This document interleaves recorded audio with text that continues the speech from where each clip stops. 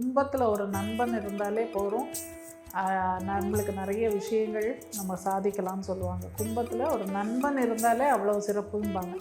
ஆனால் கும்பத்தில் இருக்கிறவங்களுக்கு வெளியில் எதையும் காமிச்சிக்க மாட்டாங்க. இவங்களுக்கு திருமணம் அப்படின்னாலே லவ் மேரேஜ் தான் மேண்டேட்ரி, அது கம்பல்சரின்னு கூட சொல்லலாம்.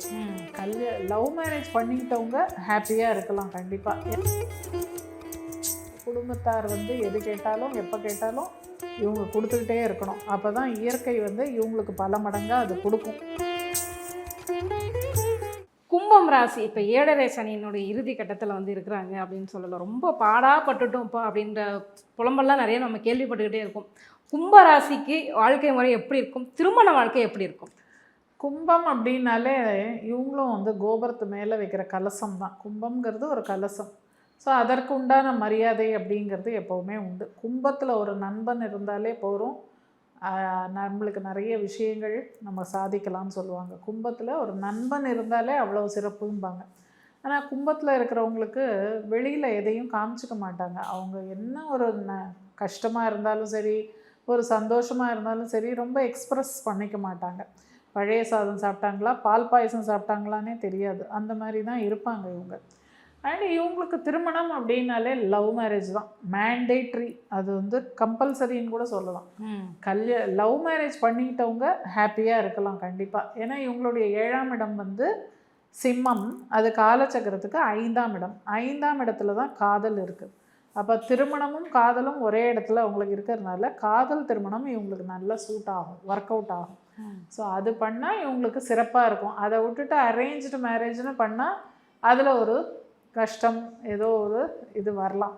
ஸோ பெட்டர் அவங்க பேரண்ட்ஸ் இதை கேட்டுட்ருக்கிறவங்க உங்கள் வீட்டில் கும்பத்தில் யாராவது இருந்தாங்கன்னா லவ் மேரேஜ்னால் பண்ணிவிடுங்க. அதில் அப்ஜெக்ட் பண்ணாதீங்க. அது சிறப்பாகவே இருக்கும் உங்களுக்கு. ஸோ இவங்களுடைய அந்த தொழில் அமைப்புகள் எப்படி இருக்கும் மேம்? தொழில்னால் இவங்களுக்கு எப்படின்னா அக்ரி சம்மந்தப்பட்ட படிப்பு படிக்கலாம். அக்ரிகல்ச்சர் இதெல்லாம் இருக்கு இல்லையா, அதுலேயே பயோடெக்னாலஜி அப்படிங்கிற விஷயங்கள், ஆட்டோமொபைல் இன்ஜினியரிங், சிவில், ஆர்கிடெக்சர், இந்த மாதிரி விஷயங்கள்லாம் இவங்களுக்கு நல்லாயிருக்கும்.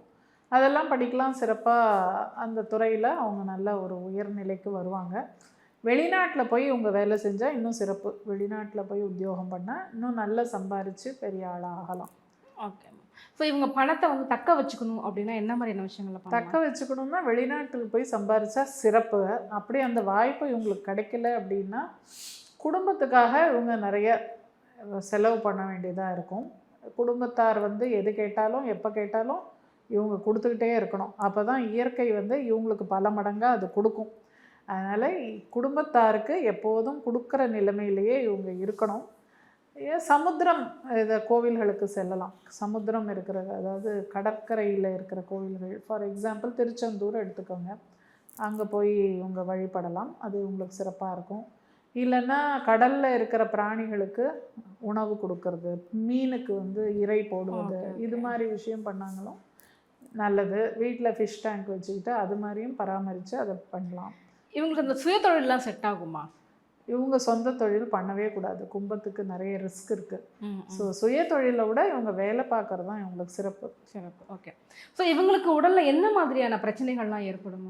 இவங்களுக்கும் அந்த asthma, wheezing, chest related problems, either lungs or heart, இல்லைன்னா கிட்னி கிடையாது, இது மாதிரி அது என்ன லிவர், பேங்க்ரியஸ் அதெல்லாம் சொல்கிறோம் இல்லையா, அந்த உறுப்புகள் அதெல்லாம் தான் இவங்களுக்கு பிரச்சனைகள் வரும். அதே மாதிரி அடிவயிறு பிரச்சனையும் இவங்களுக்கும் உண்டு. ஆனால் இவங்களுக்கு நோய்வாய்ப்பட்டால் என்ன ஆகும்னா அது ரொம்ப க்ரானிக்காக ஆகிடும். அதனால் ஆரம்பத்துலேயே கொஞ்சம் கேர் எடுத்துக்கணும். ரொம்ப அசால்ட்டாக விட்டுட்டாங்கன்னா அது தீராத நோயாக மாறிடும். க்ரானிக் டிசீஸ்ன்னு சொல்லுவாங்கல்ல, அந்த மாதிரி. Okay ma'am.